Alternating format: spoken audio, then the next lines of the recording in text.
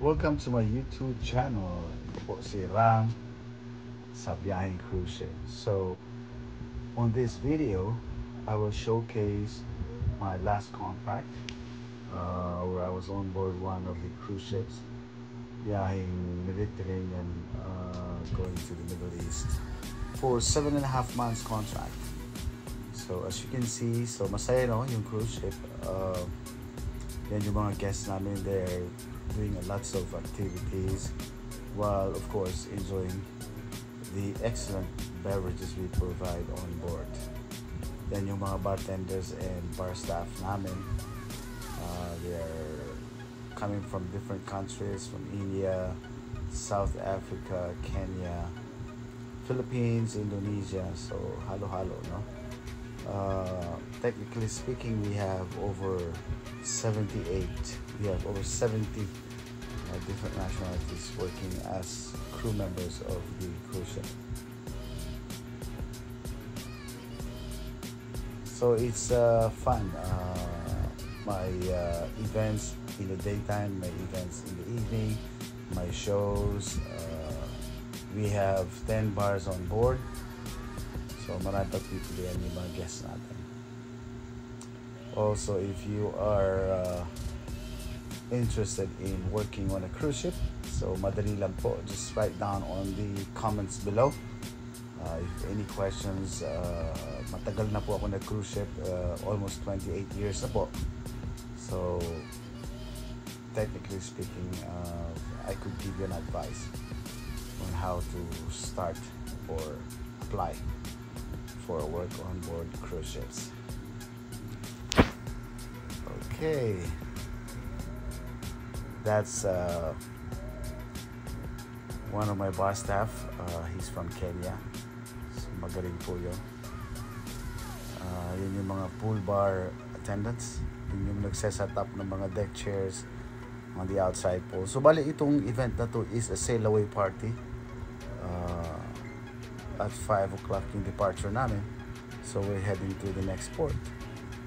So mayroon tayong mga entertainment staff dyan na nag-assist or nag-guide. So we are in Dubai. Happy birthday! Waiting, waiting for the New Year's. Happy New Year! New Year. Welcome to Dubai. New Year's show. The fireworks in Dubai. What's the time now? That would be in 18 minutes. Exactly. So wait and see, guys. Bye bye 2023. Bye bye. Bye bye 2023. So, party. Come on, let's go next one. So yun yung varieties ng drinks and cocktails na siniserve namin during the gala dinner or Christmas and New Year's dinner. And after that, we arrived in Greece. Ito na yung time na patawid na kami, no, from Mediterranean. So we were in the beginning doing a 7-day cruise sa Mediterranean from Italy, and then we go to Greece, Santorini, Rhodes, tapos balik ng Italy. And then afterwards, we are heading to the Middle East by way of Suez Canal. So maganda po, classic talaga ang view ng Greece, no. Magaganda yung buildings nila. Dati-rati nakikita ko lang yan sa movies, no, or TV. But now it's a dream come true. So you guys, if you're interested to work on a cruise ship, let me know. Ask me a question on the comments below.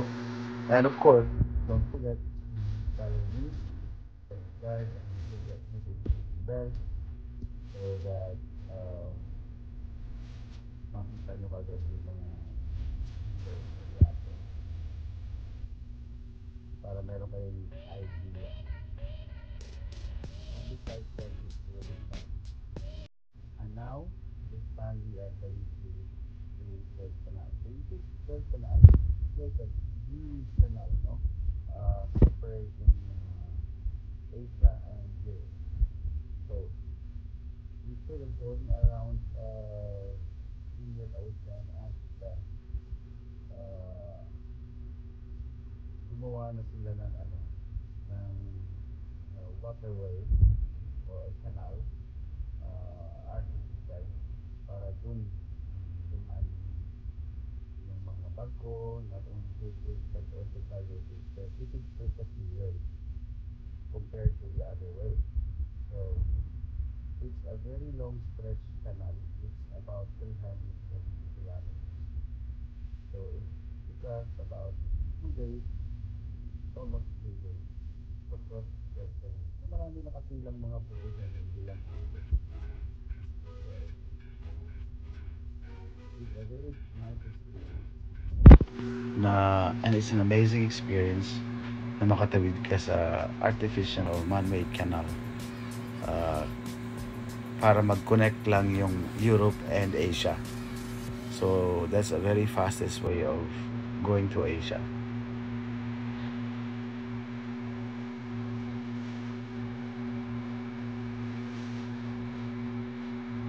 So narrow lang yung canal, no? But it's really deep para hindi sasayad yung mga barko. So also hindi lahat ng mga barko ay nakakapasok po diyan.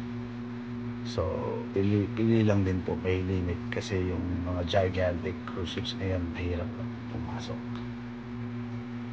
Of course, also I'm highlighting the events during the cruising. That's the disco yung kanina. And now we have arrived in Kingdom of Saudi Arabia in Jeddah. Ako po dito napakahirap kasi we have to lock and hide all the alcohol beverages from the bars. Stricto po sila dito kasi this is a Muslim country, you know. So bawal sa kanila yung mga alak. So once we are docked, kailangan bawal kayo mag-serve ng alcoholic beverages and kailangan nakalock siya, nakasealed. So we took all the alcohol from there. Alright guys, we are in, where are we? And after that, Servanias Island in Abu Dhabi. So ito yung mga bar staff namin. In Abu Dhabi, right? Abu Dhabi, Middle East. Diba naman? Pampar. Natrabaho na. Enjoy na. Bigat din yung driver po namin. He's a Grab driver back home in the Philippines. Yes, ito. Grab driver license. Yan, dalawang barko. Yan yung dalawang barko namin.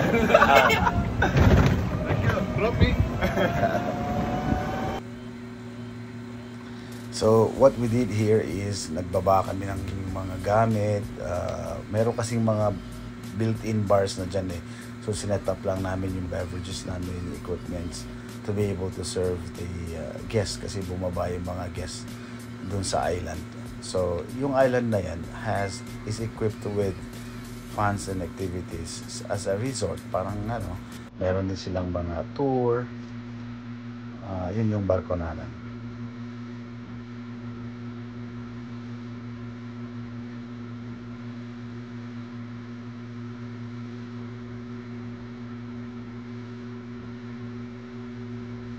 Alright, and after that we arrived in Abu Dhabi.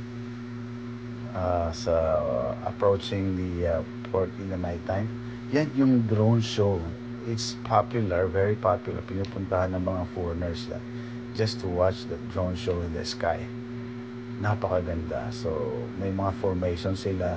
Ang daming drones niyan. More than 1,000 I guess. So nag-iiba-ibang formations. Yan lang kasi ang nakuhanan ko. But it's really amazing. Napakaganda. Yung bang sync nila, I'm sure it's all about computer.